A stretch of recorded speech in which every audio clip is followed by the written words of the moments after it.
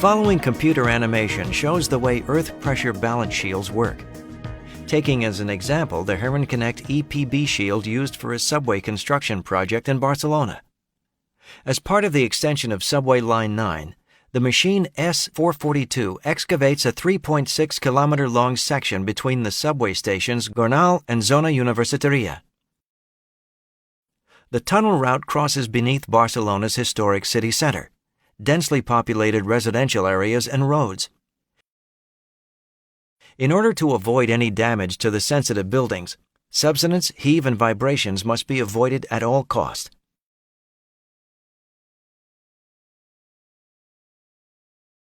In addition, the impact on traffic above ground must remain as small as possible. The S442 is a classic EPB machine with an outer diameter of 12.06 meters and a total length of 95 meters.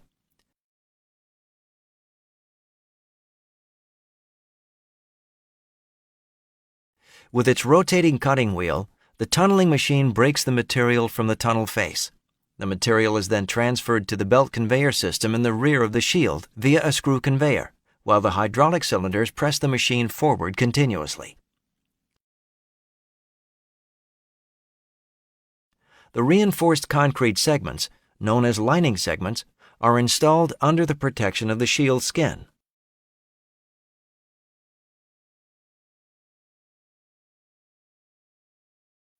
When the ring building has been completed, the machine can push itself against the new tunnel ring and drill further into the soil. The 83-meter-long backup accommodates all logistic facilities necessary for the operation of the overall system. The working method of an EPB shield is basically made up of two phases: the tunneling phase and the ring building phase. During the tunneling phase, the cutting wheel, which rotates at a speed of up to 2.7 revolutions per minute, is pressed against the tunnel face with a pressure of up to 400 bar by means of hydraulic cylinders. 24 hydraulic motors drive the cutting wheel via a gear rim, developing a drilling torque of up to 38,000 kilonewton meters. Under this high pressure, the disc cutters and cutting knives made of high-strength steel loosen the material at the tunnel face. If necessary, the soil can be conditioned with water, bentonite, or foam using the injection systems located on the backup. With the help of nozzles integrated into the cutting wheel, the corresponding conditioning medium is injected into the soil, which is pressed into the excavation chamber by the existing earth and groundwater pressure. For shield tunneling in non-stable soils, a loss in stability at the tunnel face is compensated by creating a support pressure. In the case of the earth pressure balance shield, the soil which was excavated by the cutting wheel is used to support the tunnel face. In order to reach a state of equilibrium, the support pressure is transferred by the hydraulic cylinders via the bulkhead to the soil, which avoids an uncontrolled penetration. The soil prepared in this way can now be transported from the invert area of the excavation chamber to a belt conveyor by a screw conveyor. The screw conveyor is driven by two hydraulic motors which have a power of up to 400 kilowatts.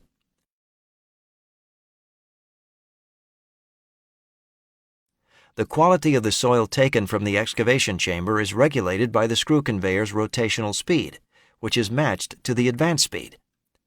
The aim is to maintain a state of equilibrium between the quantity of soil removed by the screw conveyor and the quantity of soil accumulated from the shield's tunneling process.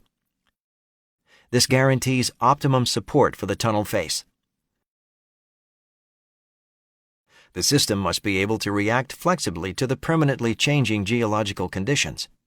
Therefore, the current state is continuously controlled with the help of pressure sensors, by measuring the cutting wheel torque and the screw conveyor torque, and by monitoring the excavated material.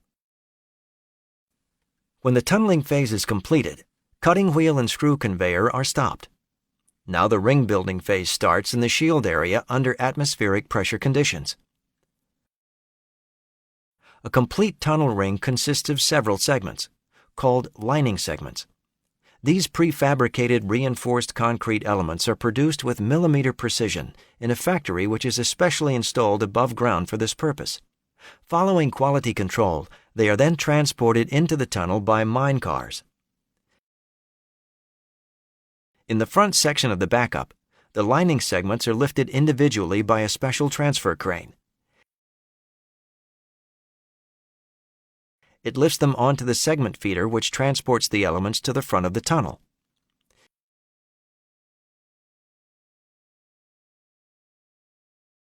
Here, the heavy ring segments are picked up and positioned by a hydraulically controlled crane arm, called the erector, using vacuum plates. The erector is installed on 2 rails and can be moved, rotated, and telescoped. Each completed tunnel ring consists of several segments, 2 lateral elements, and the key segment, which is installed last. The positioning of the segments always follows the same routine. The erector lifts the stone from the segment feeder. The hydraulic cylinders are then retracted from the corresponding installation point. The segment is positioned precisely, holding sight contact next to the previous installed ring, using a remote control. Now the hydraulic cylinders are extended again to secure the segment in its position and to subsequently bolt it into the previous ring. During this process, machine and tunneling personnel are protected by the shield skin against the earth pressure and any possible groundwater. In this way, the lining segments are installed on each side alternately. The key segment, with its tapered sides, is slotted into position last and distributes the loads in the ring, completing the ring building. Subsequently, the next tunneling phase can start. The end of the shield, the so-called tailskin, is equipped with a circular tailskin sealing. This provides a seal between the sealed structure of the shield machine and the segment ring.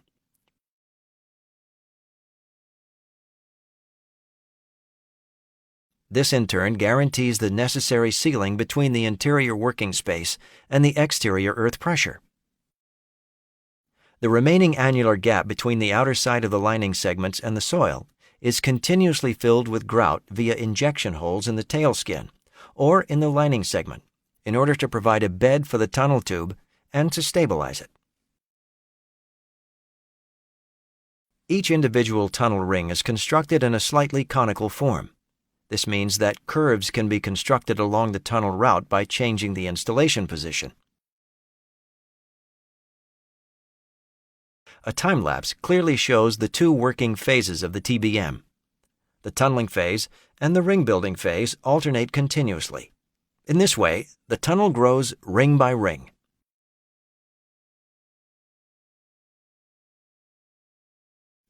Under optimum conditions, up to 350 meters of tunnel can be constructed in 1 week. This includes the removal of up to 40,000 cubic meters of excavated material and the installation of far more than 1,000 lining segments.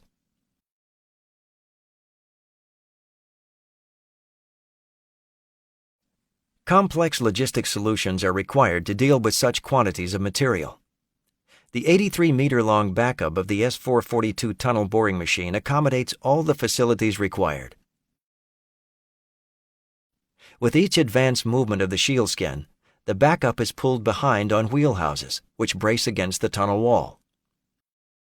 Among other things, the steel structure accommodates hydraulic power units, pumps, switch cabinets, ventilation systems, laser instrumentation, and storage containers for soil containers. In addition, logistic solutions for the delivery of the lining segments and the removal of the excavated material are located here. All important data and up-to-date tunneling parameters are gathered together in the central control cabin. There, they are visualized on monitors and made available to the machine operator.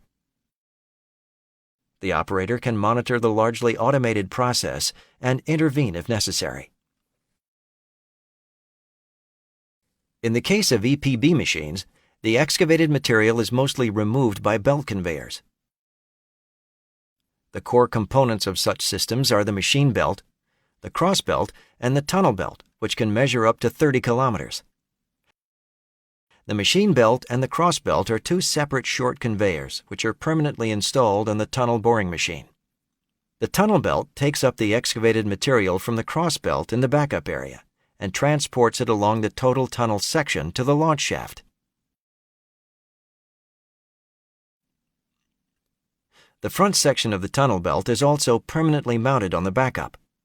The rear part is statically mounted on the tunnel wall and is continuously extended during the ring building phases to match the growing conveyor distance.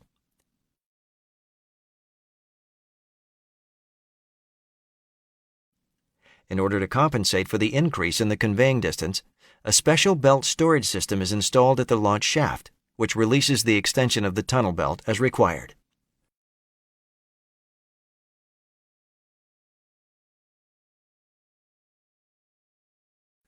The cutting tools must be maintained or replaced in regular intervals, depending on the hardness and abrasiveness of the geology.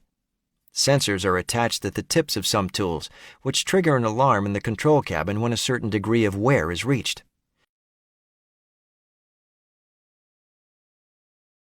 If a tool must be replaced, the excavation chamber is partially emptied. At the same time, the cavity in the chamber is supplied with compressed air, if necessary, to stabilize the tunnel face.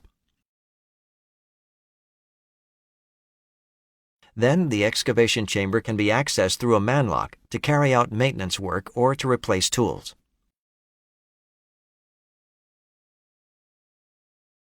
A disc cutter is exchanged in 3 steps. Initially, the quick-release fasteners are loosened. Subsequently, the disc cutter is pulled out of its support with a special tool and, in a 3rd step, replaced by a new one.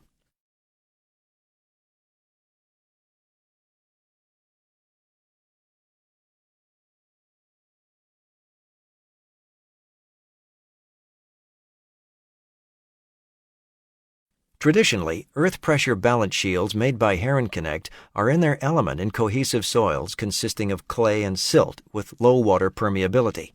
Moreover, loose soils consisting of sand and gravel and unstable rock can also be successfully mastered with the EPB technology.